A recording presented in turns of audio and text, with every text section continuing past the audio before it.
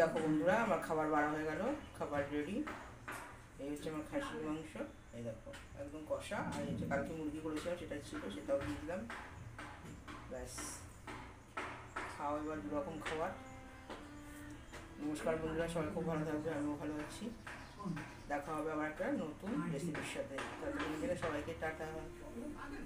বন্ধুরা, চলে আসলাম আজকে একটা নতুন রেসিপি নিয়ে। তো আজকে আমি করব খাসির মাংস আলু দিয়ে ঝোল করব। ঝোল না, ওই গা রসা টাইপের হবে। ঝোল আবার ঠিক পছন্দ করে না, আমার তো ভীষণ ভালো লাগে। তা যাই হোক, ওটা করব।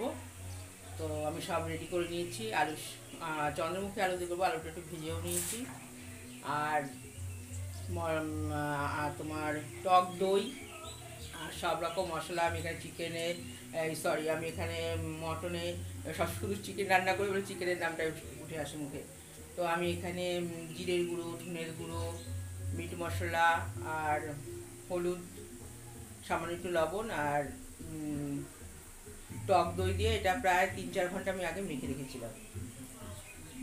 তো এখন আমি ওটাকে প্রেশার কুকারে একটু সিদ্ধ করে নিলাম, নিয়ে কড়াইতে কষাবো। আর পেঁয়াজ, আদা, রসুনটা আমি ভেজে নিচ্ছি। তার মধ্যে আমি চিকেন মটনটা দিয়ে দেবো। তো বন্ধুরা, তোমরা প্লিজ আমার পাশে থেকো, আমার ভিডিওগুলো দেখো আর আমার চ্যানেলটাকে লাইক, শেয়ার আর সাবস্ক্রাইব করে দিও প্লিজ। চলো এবার তোমাদেরকে দেখাচ্ছি। দেখো, এই যে মটনটা আমার এখানে আমি 3টে সিটি দিয়ে রেখেছি, এটা একটু ঠান্ডা হোক। আর এখানে যে দেখো আলুটা ভেজে রেখেছি।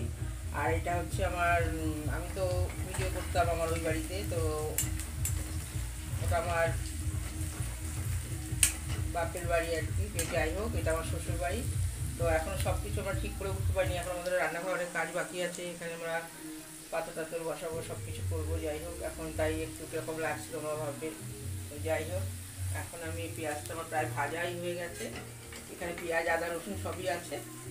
আর আমি এখানে এবার মটনটা বার করে এখানে দিয়ে আবার ভালো করে কষানো শুরু করব। আর আলুটা আমি একদম লাস্টে দেবো, কারণ চন্দ্রমুখী আলু ভেজে নিয়েছি, দেখো একদম নরম হয়ে গেছে।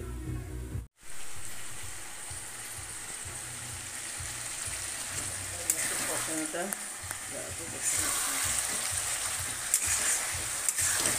দেখো কত সুন্দর কালার হয়েছে।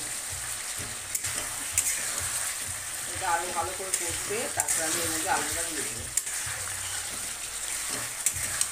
তেল বেরিয়ে গেছে মশলা দিয়ে, তার মানে কষানোটা ঠিক হয়ে যাবে।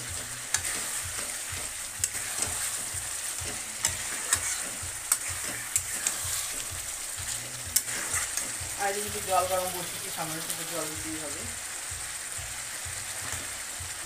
আলুটা তো খুব নরম, চন্দ্রমুখী আলুটা গলে গেছে, ভাবতেও আছেই গলে গেছে।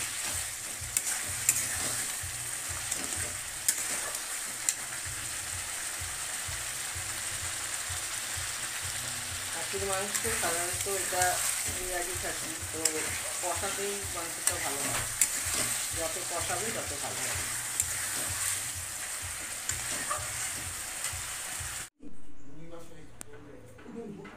এই দেখো বন্ধুরা, আমার খাবার বাড়া হয়ে গেল, খাবার রেডি। এই হচ্ছে আমার খাসির মাংস, এই দেখো একদম কষা। আর এই হচ্ছে কালকে মুরগি করেছিলাম, সেটা ছিল, সেটাও দিয়ে দিলাম। ব্যাস, খাওয়া এবার দুরকম খাবার। নমস্কার বন্ধুরা, সবাই খুব ভালো থাকবে, আমিও ভালো আছি। দেখা হবে আবার একটা নতুন রেসিপির সাথে। তাদের সবাইকে টাটা।